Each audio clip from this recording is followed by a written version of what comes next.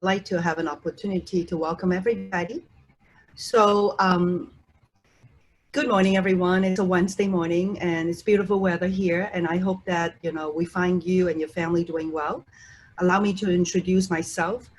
This is Joanne Li, Dean of FIU Business. FIU Business is made of London Undergraduate School of Business and the Chapman Graduate School of Business, and currently we're the largest business school in the state of Florida. And today, I have the privilege to introduce you our first speaker series with FIU Business and FIU's CasaCuba. Now, in response to the COVID-19 crisis, we have launched several virtual programs featuring industry and faculty experts in an effort to serve as a resource to our community. And CasaCuba at FIU is bringing together scholars, policymakers, business leaders, students, and the community at large to realize a multidimensional Cuban cultural center and think tank that we think will facilitate the discussion and study of Cuban affairs and the celebration of Cuban heritage. At FIU Business, we wanted to be part of this, telling the story of how Cuban influence has shaped business in South Florida and far beyond.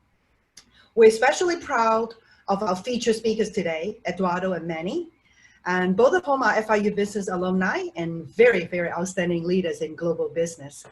And I have the distinctive pleasure to really get to know them well and can confidently say that they are really a fine product of FIU Business.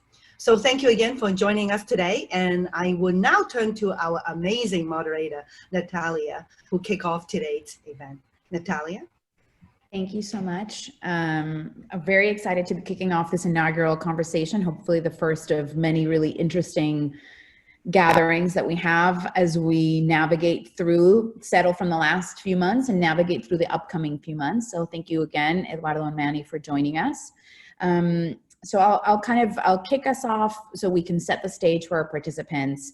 Whoever wants to start, tell us a little bit more about yourselves. I'll kind of say a couple words about me so people know who it is that's moderating the discussion. But Manny, let's start with you. Tell us a bit about you, kind of your trajectory and your current work in business.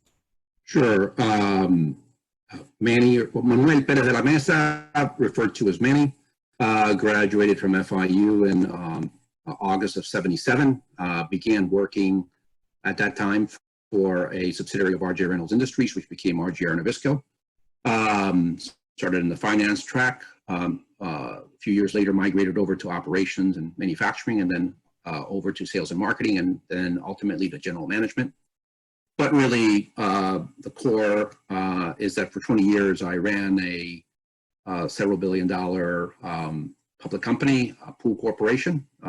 Ticker symbol is Pool, P-O-O-L, which operates throughout the U.S., Europe, Canada, Australia. And that's the key in terms of that business, and very fortunate to be part of a very successful enterprise for many years. Thank you. Eduardo?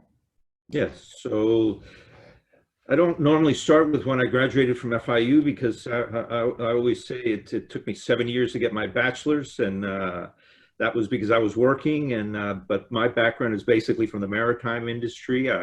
I started in shipping and moved up quickly from operations to sales and management, running a division by age 21, different times than today. And then I went into business for myself, which many of my friends thought had lost my mind because it was a good company and we were all moving up as a group.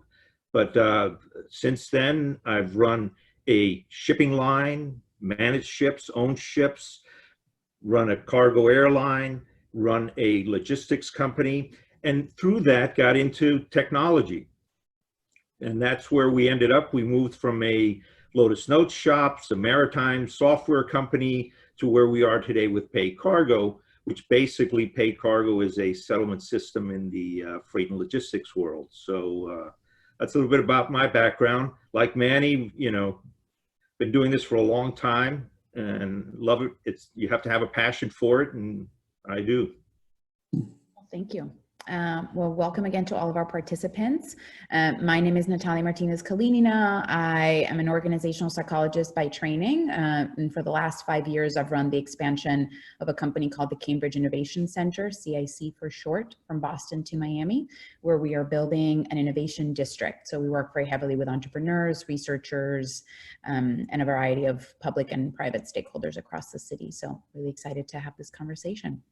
A quick note for participants is that we will be taking questions through the Q&A feature on the bottom kind of tier of your Zoom. So if you come up with things along the way, if you've already come up with questions that you want to flag for us, feel free to do so. We'll talk for about 40 more minutes or so, and then we'll open up to asking some of the questions from the audience. So start thinking about those as we chug along. A small kind of, before we jump into the meatier topics, obviously we're here hosted by FIU Business and by CasaCuba, and so I'd love to just briefly touch on what the Cuba angle is here for everybody. So kind of what's your Cuba related story or your Cuba relation, whoever wants to start. Eduardo. Okay, so, you know, I always start that I'm a Peter Panner. I came from Cuba at age 7 without my parents. I did come with an older brother, and what can I say? You know, like many of us Peter Panners, we ended up, you know, you're hit with a challenge at a very young age, and either become very successful or you go the other way. The good thing is that most of us have gone the right way. So, very committed to a free Cuba one day. It's not there. I think we've passed that on to hopefully the next generation. I came in 1961. I was 4 years old, with nothing, as most that came from Cuba to the U.S. or elsewhere. And to Eduardo's point, I mean, we were all hit with a challenge. At that point, basically, in my case, my parents. You start and you take advantage of the opportunities that are provided to you. And I think that it speaks volumes about the success of Cubans that came as children to the U.S., how many have succeeded in many frontiers, whether it's business and the arts, in public service. And I think that speaks volumes about that whole generation that understood the sacrifices being made, but also understood the opportunities that were available and fully took advantage of those. All right, well, thank you both for sharing.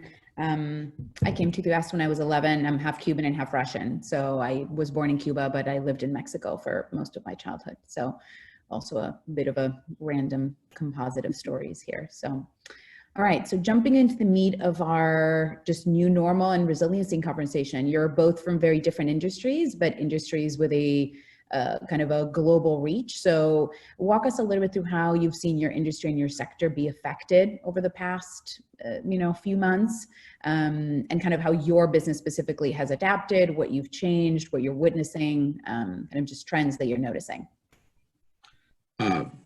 Manny, go ahead.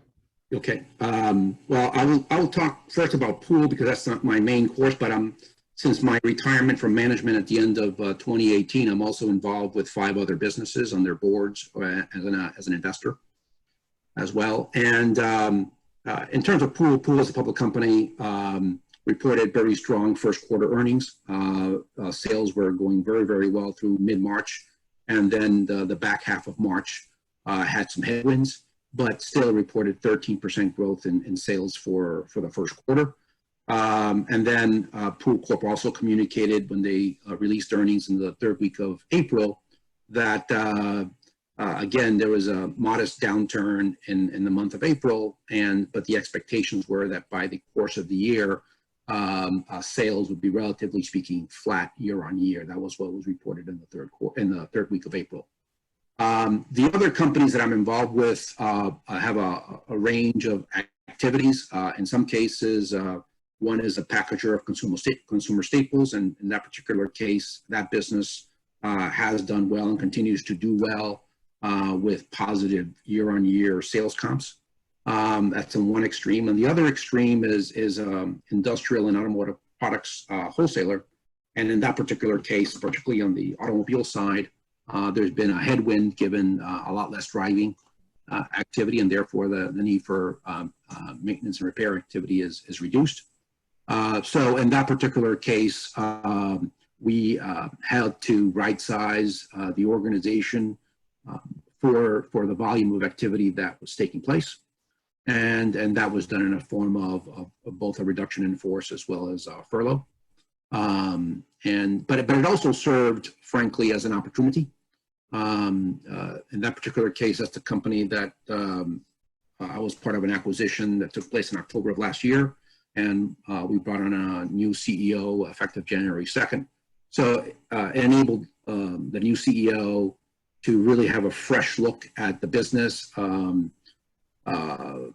and in essence, kind of refine what was being done. It was a business that was being undermanaged historically.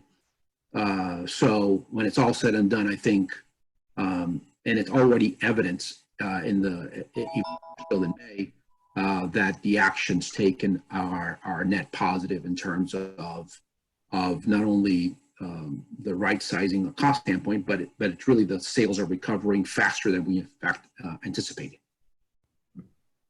Right. Yeah. Unfortunately, the industry that we're in is tied to travel, and that is we operate a portal, which is a payment portal for the freight and logistics industry. Our major customers are, the DHL, FedExes of the world, and they pay American Airlines, Delta, and so many others, as well as the ship lines. What we've seen is obviously you had a very difficult February because China, for the most part, shut down a lot of the exports. And, not that it impacted as much our business, because we've seen where we're at is we've been pretty stable. The major payers, our largest customers, their volumes are down. New people are being added, new companies as we speak, and that's because you're operating from home. Who wants to write a check? Who can write a check? It's better to go online and do an online payment, similar as you would do through your bank for your, your rent, your mortgage, or whatever, your electric bill. So in that sense, our business is stable. Unfortunately, our business partners, if you look at the airlines, American lost what, $2 billion? I think United or Delta about $1.9 billion in the first quarter. And understanding that January, February, really there was very little impact on their business except for China. So cargo, for the most part, on the air side of life, moves in the belly of an airplane, 80% of it. That world has changed. And as we look at it, cargo continues to move. In fact, cargo volumes probably will be stable, if not going up on the air side. The rates for those have gone up, never to be able to compensate for not having passengers on the plane. Now, airlines, like every other industry, have become creative. You don't see it yet in the US, but you see it in the rest of the world. They're putting cargo into the passenger seats and flying planes with strictly cargo, because cargo is continuing to move. That said, that industry is in deep, has some deep challenges. I think the best scenario is before the end of the year, maybe they're back to 40% of the flights that they had at December of last year. And that 40% may be 23, because when you start not using the middle seats, so it's a challenged industry. I mean, we're not on the passenger side, but the passenger affects the cargo. So the cargo rates will continue to go up. I can tell you that as much as you see and you hear about, business moving away from, buying or manufacturing and trade, we've gone through difficult situations in the past. Trade continues to grow. Maybe it'll not grow at the pace that was anticipated, and I can say that because IATA was anticipating that air freight would double, I think, between 2014 and 2024, if I remember the dates. most logically, that's probably not going to happen. On the maritime side, everyone was anticipating larger and ships taking 24,000 containers.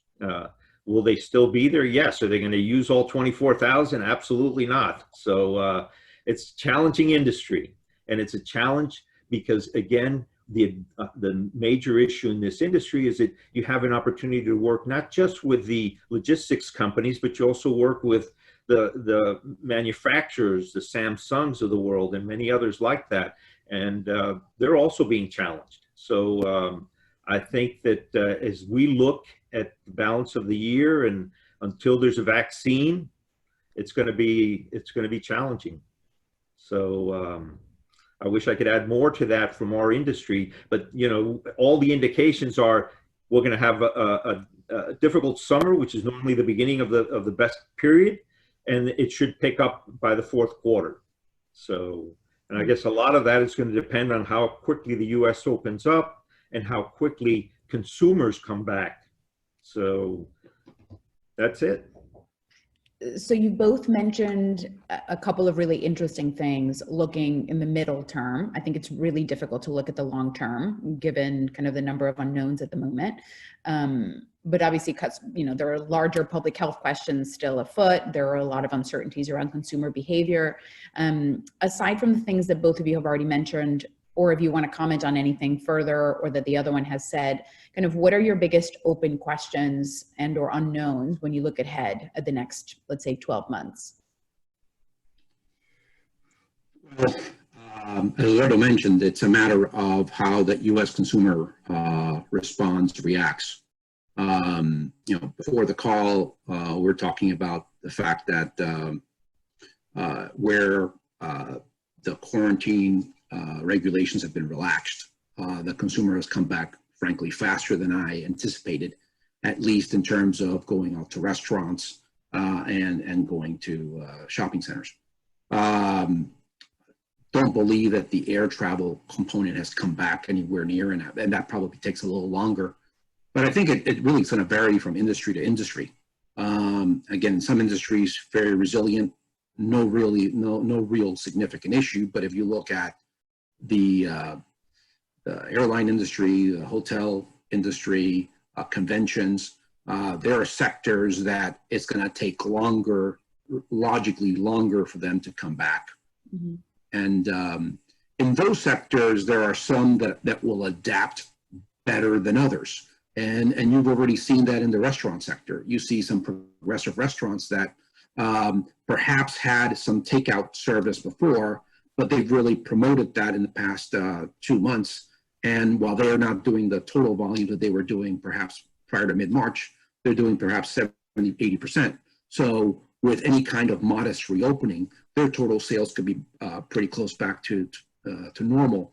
Others have basically waited for something to happen.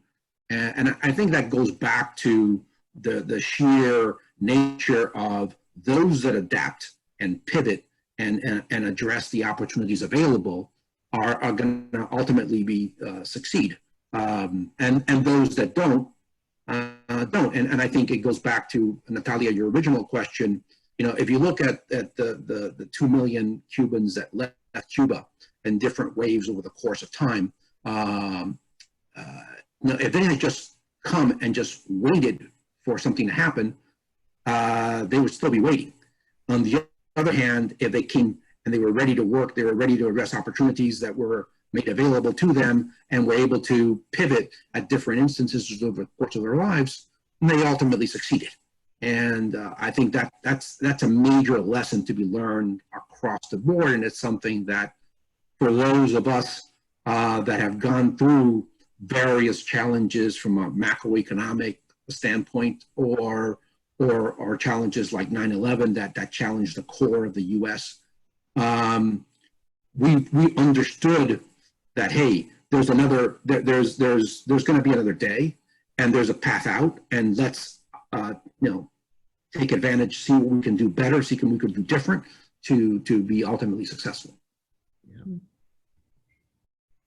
I think absolutely, Manny, you're 100% correct. I think it's, if we look at it, and I used, I think, 2 words, transition, as how do we get to the point that we have probably a vaccine, because I think everything here is going to be split to the time that you don't have a vaccine and when to have a vaccine. And think about it. Who's concerned if you get on an airplane with someone with polio? You know, we all have a polio vaccine. So it becomes a non-issue.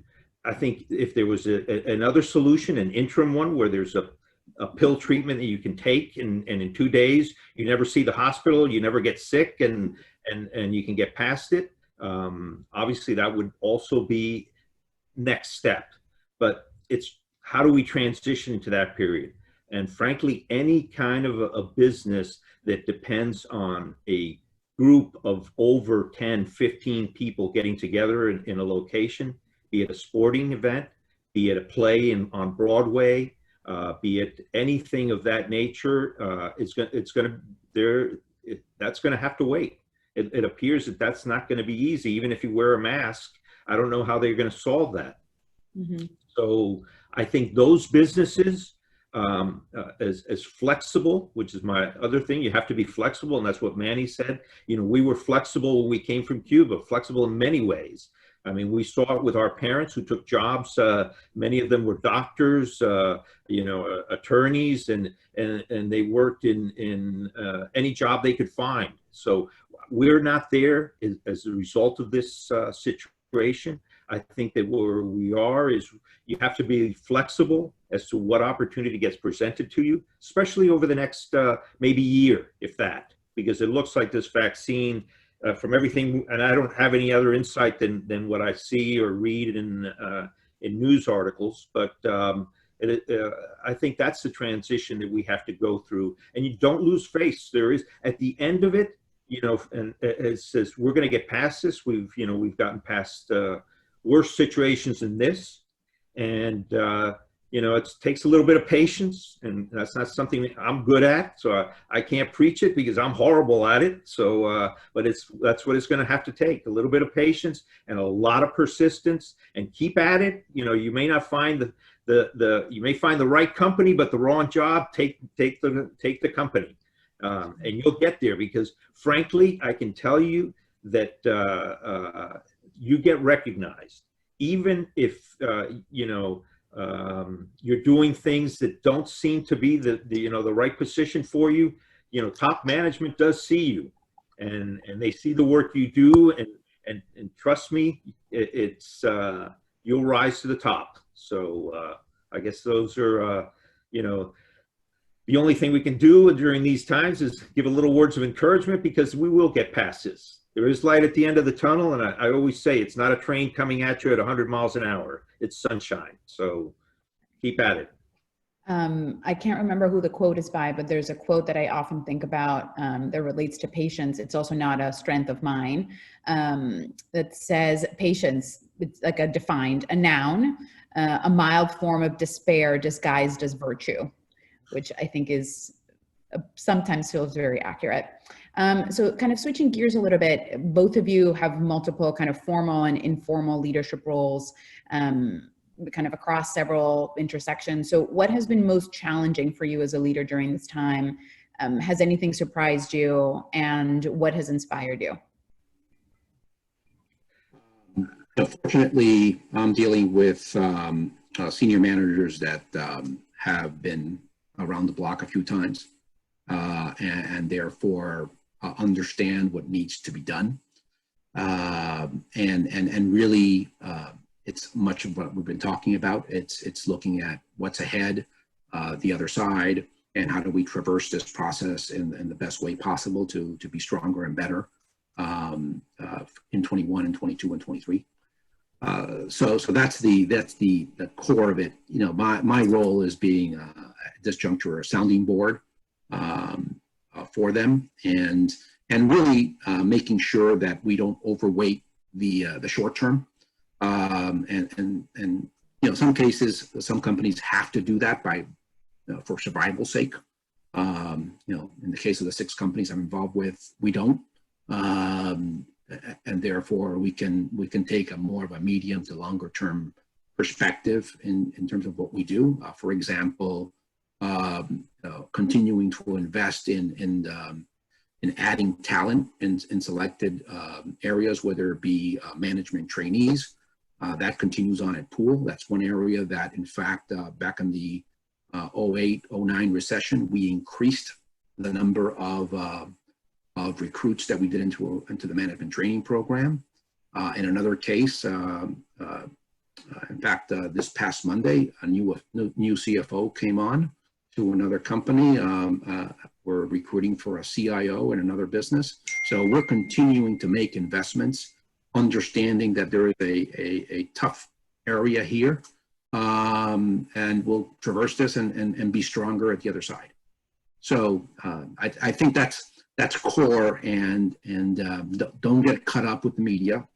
That's a major statement. I try to avoid watching the news on TV. It's by and large not worth it, just figure out what's going to happen and act on it, and don't get caught up with the media. Don't get caught up in the short term. Yeah, so from my side, the PayCargo, well, I'm involved in a port in Manaus that we have, which is the middle of the Amazon. I'm involved in a finance company. The bulk of our business is of my time, and the major business is PayCargo. And frankly, the first thing we wanted to do is go out. We have a small team. I think it's about 60, less than 65. So the first thing was to go out to them and say, look, regardless what's happened and what's going to happen, you're not going to lose your job in 2020. I mean, even if the world comes to an end. So sit tight, relax, let's move forward. Let's get this thing behind us, and understand it's a lot easier to say that today than it was back in February, when we saw volumes dropping and things going negative. So, but that was the main thing. So you're trying to bring you have to bring confidence. And then the other thing is to change the way you do the business so that you are in daily communications with the team.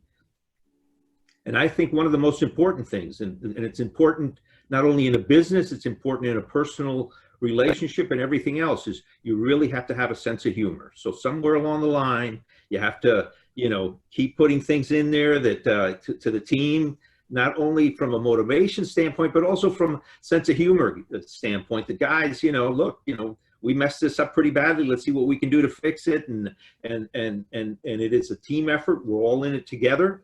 As the global CEO, I have the responsibility for not just the U.S., but in Europe. And Europe took a significant beating compared to where the U.S., as far as business and everything else is concerned.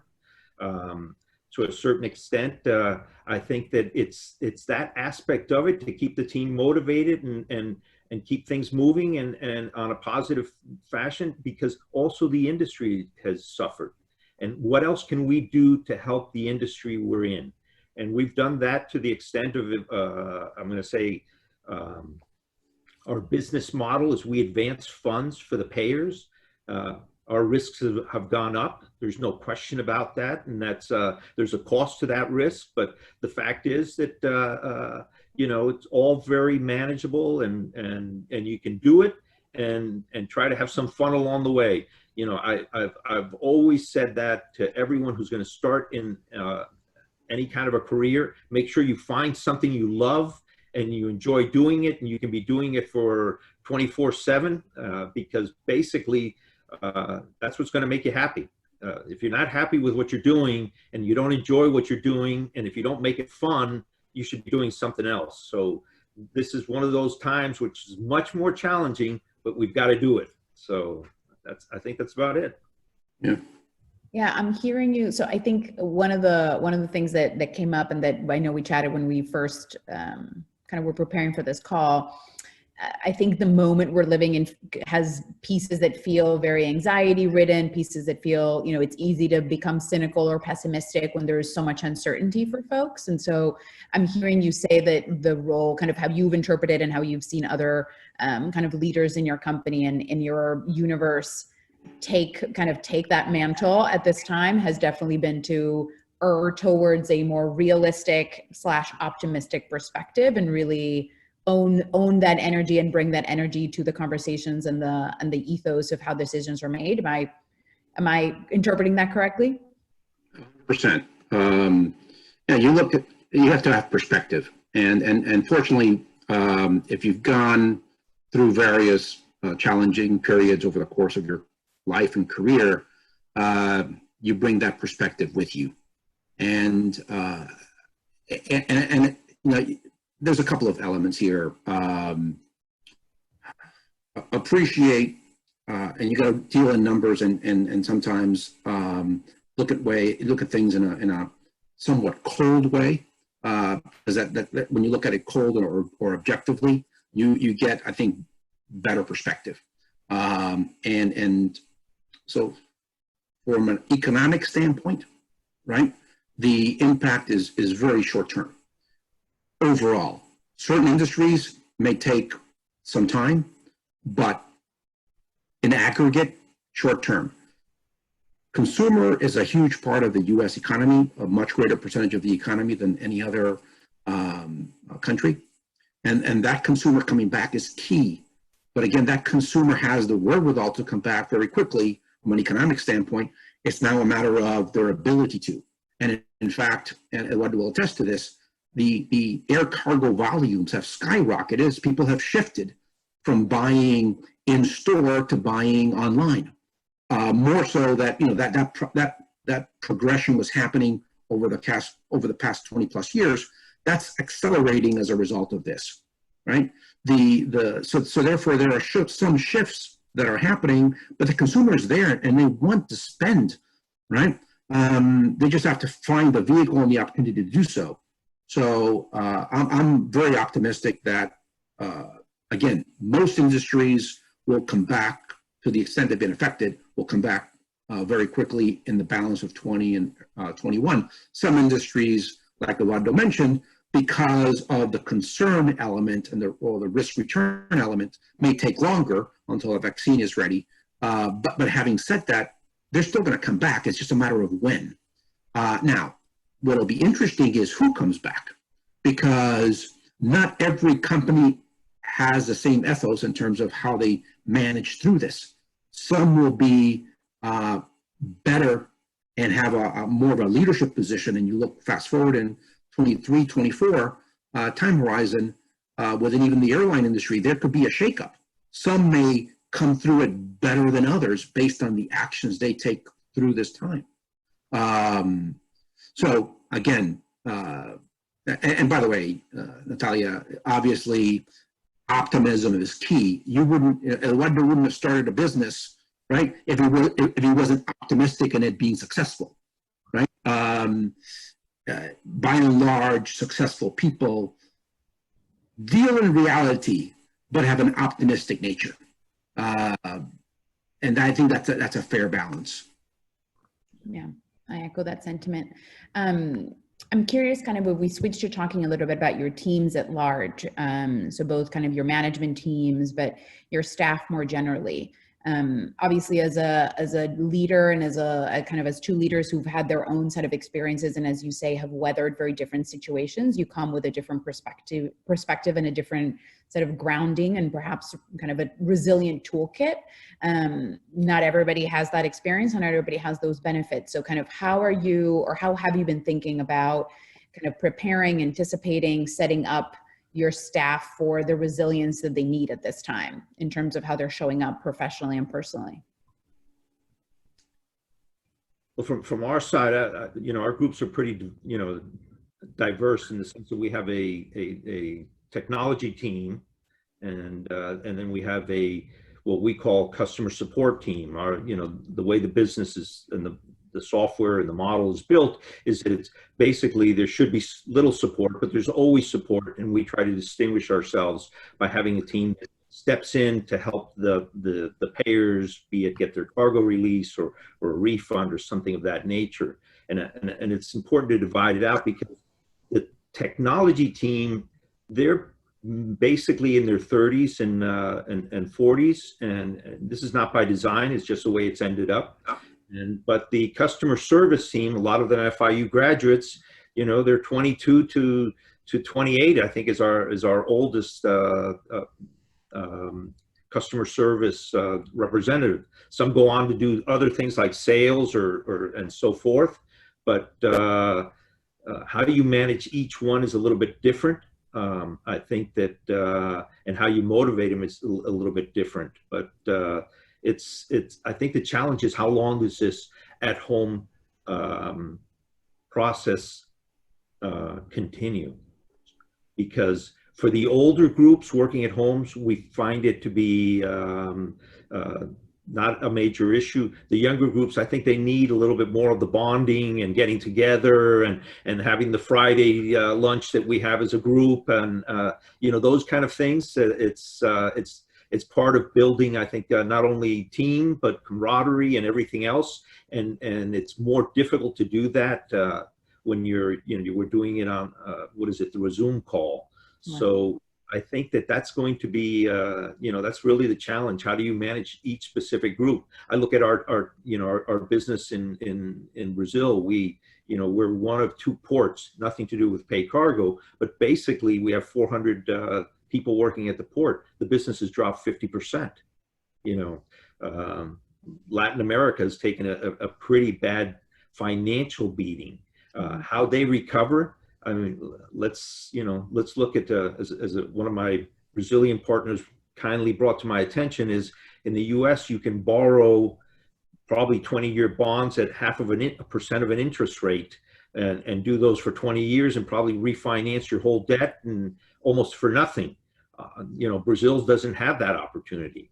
Right. So do the rich get richer and the poor get poorer as a result of this on a worldwide basis? And how do we extend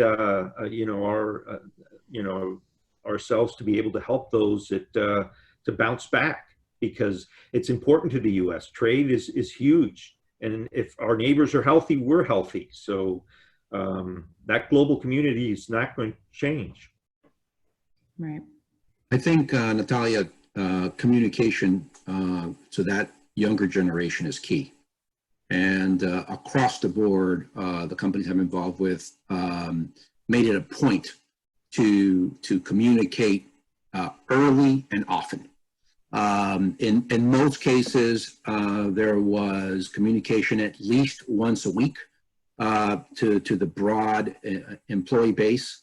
But in other cases, but independent of that, there was also communication within the organization, whether it was using Zoom or Microsoft Teams or whatever, but there were team meetings, in many cases, team communications daily, where department heads would get with their people and have basically daily updates, and then augmented then by the overall corporate messaging that was done on a weekly basis. That's key, because for those that have not gone through it, they don't have the same level of appreciation and perspective, and therefore they struggle with direction, and that communication serves to provide that direction and semblance of normalcy, which is important. Sure. Yeah, I understand that. I'll kind of I'll start wrapping up my questions, and then we can open up to the audience questions. But small businesses comprise a super majority of U.S. employers, and obviously, and they have different challenges than larger or even like medium-sized established scaling entities.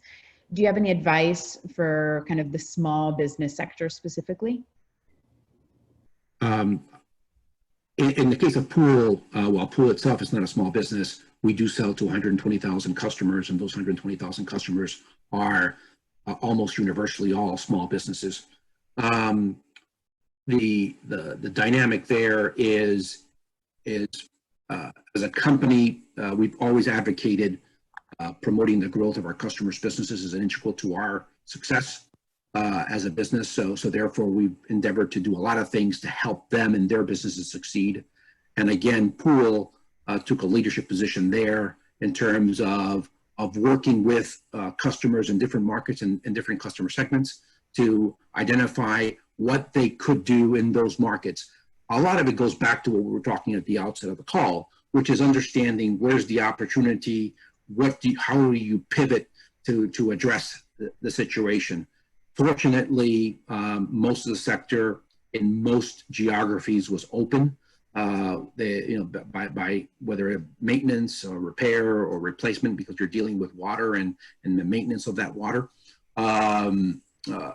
In some cases, construction in a few markets was halted, but where it was halted, we worked with those customers to pivot over and do more remodel and replacement work because those opportunities were latent there.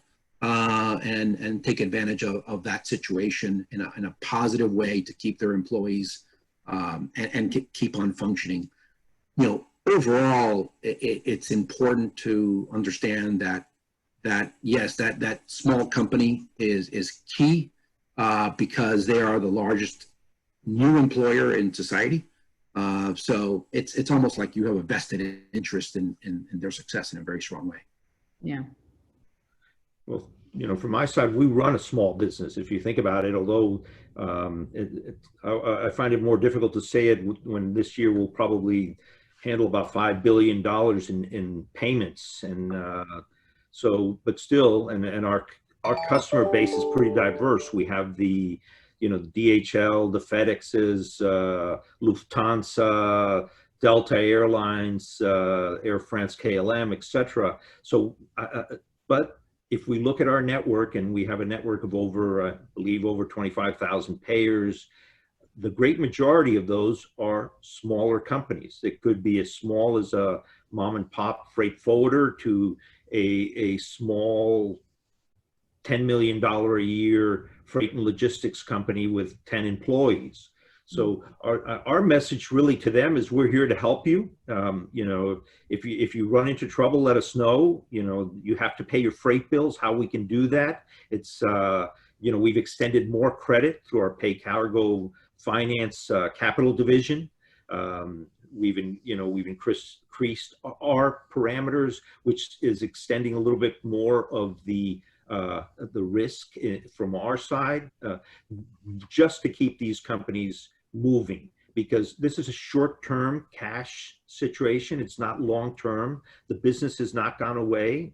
As Manny mentioned, the air freight is gonna grow, and it's continuing to probably rebound to the levels that it was a year ago, so that these companies will still be there. But it's from our standpoint is how do we help those companies operate from home? And I think one of the stories we had is one of our customer service reps was asked how to help someone pay their electric bill online at their bank. And so you have to go that step forward. It's not what we do, but yes, we can show you how to log on and so forth, and not just into our system. So those are the things that we're trying to do to help these small businesses, because they are the future. And I've always, I worked for two large companies. I worked for the largest company in the industry when I started my career, Sealand, and I left Sealand to go into business for myself. And since then, I've always been in what I could call a small business. Because even though we've had over 400 employees in one business and 200 in another, and I've said to myself, I never want to get over 100 employees ever again in another business. But the fact is that it's a unique world when it is, as someone always told me, it's completely different when it is your money. So in this case, it's not just my money, it's the money of our investors and our partners. So, you have to keep that always in mind, as well as you do when it's a public company, and you have to, you're protecting your shareholders. But it does get a little more personal when it is your own money. So you always keep that in mind when it's a small company. You think about it, to start a restaurant, you often go through $1 million, $2 million worth of renovations. Your money, everything you've saved, you put your house on the line. You know, you borrow money from your friends and neighbors, and if it's a hit, you know, it's fantastic. But if it isn't, it's a life's effort gone into what is your dream, and it doesn't work out. You know, I've been very fortunate. I've been involved in, you know, businesses that have been at the right time, right place, right time. PayCargo is one of them. But you know, and again, coming back to being flexible and always optimistic, but realistic. You know, the numbers are always the truth. So you know, as optimistic as you can be, you can't run away from the numbers. But I'm giving you a little bit more, but these are the kind of things that we try to work with, you know, the smaller companies, and, you know, remind them that, you know, they have to think not just of today, but of tomorrow, and is the business model they're in something that will work in the future? And for the most part, it really is. So they just have to find a way to be flexible, adapt, and keep their costs down until rebound comes. And as Manny said it, we've gone through a lot of these, you know, 9/11, we went through, you know, the financial crisis in 2008, when the world appeared to be collapsing. And look, here we are. This is kind of unique. I have to tell you, you know, this is, you know, I think the last generation to go through it was what, 1918? I'm not sure there's many of those around today to tell us about it, but it is what it is. All right. By the way, Natalie, excuse me for 1 second. Just in the conversation, Eduardo, I worked with Sealand. I started with Sealand I worked from 77 to 82. So small world. We'll catch up afterwards. We'll catch up on that, man. Oh, what a fun surprise. I'll kind of switch us a little bit to, since I know we're wrapping up on time. One of the questions from the participants was imagining a future moment at which you're reviewing resumes, and obviously everybody's resume is now going to have some sort of 2020 moment or 2020 gap reflected in it, especially if we're thinking about kind of advice for graduating students. So the question was, what would you like to see in a person's resume around 2020, or what would you consider a negative? And so I'll kind of pivot that a little bit into what advice also do you have for graduating students from MBAs or college, et cetera, at this time? Well, I'll try to answer both quickly. One is on the resume is for 2020, what did they do, right? Okay, as opposed to did they just sit, right? If they did something, that's a very positive sign. If they waited for something to happen, that's not a positive sign. You know, the advice I give young people, I gave to my own kids and I give to others is first, if you're in your 20s, you should be doing something that you enjoy doing where you can learn a lot. Those are the two biggest considerations. That's the biggest opportunity to learn. And if you don't enjoy it, you're not going to do well. So those are the two key factors. Over time, the priorities may shift a little bit, but those are the two keys. And the financial side is secondary. In other words, if one has two job opportunities, it provides them a significant learning opportunity, a more significant learning opportunity, and it's something that they really are going to enjoy. And there's another one that pays, let's say, $10,000 more, but is not going to provide the same learning or the same enjoyment. Pick learning and enjoyment. At the end of the day, not only will you be happier, but you'll also be more successful. Difficult to add to that. I think you hit all the points I would have hit, my friend. The only thing I would say, it's keep in mind while you're doing this, it's not you, it's the economy. So, but what you do with it is really, that's the only thing that's in your hands. So, you know, maybe it's that, you know, I don't want to say you were delivering newspapers because there's not many newspapers to deliver anymore, but you did something. And I think that's what we're going to look for. Right. All right. Another one of the participant questions was about strategic planning. So thinking ahead or expecting that there will be new ways of interacting with customers, employees, new regulations, new working environments. I mean, what is not potentially going to be changed? And so kind of are the expected changes to these aspects significant in terms of, redefining strategic plans and how people implement them? What advice do you have? There are two parts. There are some trends that are already taking place, and this process only serves to accelerate those, whether it be remote working, the use of technology in your enterprise and how you conduct yourself. I think those things are, again, they were happening already, have been happening for many years. This just accelerates them. So therefore, as an enterprise, you gotta always be thinking from an investment standpoint, what's going to be happening not in the next 6 months, but 5, 10, 20 years out, and making investments towards that. And it goes back to some of the comments I was making earlier in terms of who's going to be more successful 3 to 5 years from now. And that's based on the investments they make now. And both in terms of people, in terms of technology, in terms of business processes.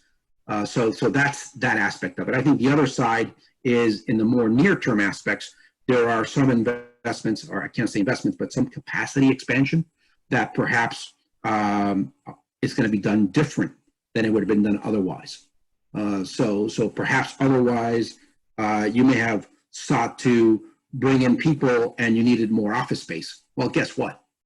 You may still be bringing in the people, you may not need to bring in the office space. So that's just one example. How you serve your customers, the express lanes and the buy online, pick up in store, that aspect of it, again, that's been happening for well over 10, 12 years. That's accelerating in a big way. So you've got to pivot from an investment standpoint on that pickup activity and dedicate more space and resources to help facilitate that, to better serve the consumers, not only in 2020, but more so as that continues to grow and evolve in 21, 22, 23. Yeah. So I would follow up with that yes, whatever the trends were there and where they were heading, I think they're going to be accelerated. You look at it, I mean, we look at it in our industry, our main competitors is companies issuing checks. Well, checks are going to go away. Who wants to handle a check? So that's going to be moving to the point that you're going to see checks less and less in the B2C world as well as B2B world, especially in the B2B world where there still is pretty common. The other side of it is, a number was given to me the other day. There's $18 trillion worth of purchases that are still done in cash. Who wants to be touching money? So there's already a push to go to, credit cards or virtual credit cards or those kind of electronic payments, and that's for the consumer side of life. I think you're going to see less cash, and that's going to be accelerated. The fact is, there's certain customs, and I've always said, we Cubans, we hug, we kiss. It's as you go to Europe, they kiss twice in the cheek, and if you're in the Netherlands, it's 3 times. I don't see that going away. Once this thing is over, I think we'll all come back to the kind of warm people we were. So honestly, some things will change. Others, I think, are just going to be on hold, but they'll come back. So what can I say? You go to Japan, you bow. So I don't think they're going to start hugging anytime soon. So let's. Yeah, probably the opposite. I guess a final question in our last couple minutes. Any related to your industry or not? Anything kind of interesting? Obviously, this is an opportunity to innovate around the gaps that are created, or some of the examples that you've given also lead for if somebody notices them and can pivot around these opportunities quickly. They're really incredible kind of market segments and or gaps that are identified. It's kind of innovations that you've seen or interesting pivots that you've seen in your industry, in your own company, or just in general that you've read about. Anything stand out as a really kind of interesting or curious example? Well, if I may, just from the airline industry, it's incredible what they've done. You're seeing cargo being loaded on passenger seats. I mean, the airlines have gone out and without even taking the seats out, because the cargo's has boomed in certain areas of the world, they've gone ahead and said, we're going to use what we have and let's put cargo onto those seats because we don't have passengers. I think that kind of innovation, and I think companies like the same in the airline side, where they've said we're going to go to a hub and then move everything by truck throughout the US, and we're just flying out of Atlanta, but we're going to have 5 flights out of Atlanta so that we're constantly working 24/7 to make this continued movement of cargo, be it medical goods or whatever's necessary, continue to move. You see those kind of, innovations. I think, what is the future? Half of the airplane could be cargo. There could be only row 1 through 20. And after 20, the back of the plane could be all cargo, because that could be where the future ends up, where it gets us to having more than one flight out of one city versus, one of the concerns being that if you live in a small city, and obviously not as bad as Jacksonville, but let's say if it's somewhere like Ocala, you only have one flight a day, so, and if you miss that flight, you're driving. So the only way I think to avoid that is to have a different mix, and I think that's where I think that's where I see the future of it. You have to innovate. You have to innovate, and that's where we've seen innovation. From our side, it's really 24/7. We've shifted a significant time of our team over to the weekends, because a lot of these flights are going out on weekends. And then you have the ships, the ship lines basically said, this vessel that carries 20,000 containers, as far as we're concerned, only carries 15,000. So we're 15, we're full, so we can keep other ships moving. I mean, these are things that it affects the profitability, but allows the transit times to, obviously you're not impacting the transit times, but the frequency of the transits of the sailings to continue. And this is where I think that a lot of innovations, there's a lot of smart people out there in all of our industries.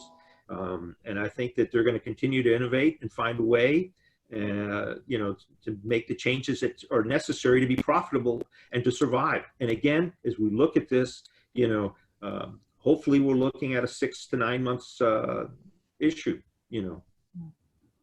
Manny, any last words? Well, one of the companies I'm involved with serve the restaurant sector. That's one of their customer segments, and obviously that's been hit hard. And frankly, they pivoted. While they still serve that sector in a reduced volumes that have been taking place, they pivoted, and some of the same products cross over. And the healthcare sector, certainly in terms of PPE products, really was in short supply. So they pivoted and have mitigated the adverse impact that would have naturally happened by virtue of that pivot, and being able to not only maintain but further expand some of their sourcing capabilities to serve the healthcare sector and again mitigate the adverse impact of the business. Yeah, interesting. Well, yeah. I think we're right on time. We're 1 minute over, which in my mind is very on time for Miami. So far so good. Thank you both, Manny and Eduardo, for joining and for a really kind of exciting and nuanced conversation at a time that can sometimes feel a bit unsettling for many people. So thank you for sharing your experiences, your perspectives, kind of your look ahead. Thank you to the folks who submitted some questions as well. I'm glad that we were able to get to a handful of them. And obviously thank you to CasaCuba and FIU Business for putting this together and for launching this series of hopefully ongoing and very interesting conversations. So thank you, everybody.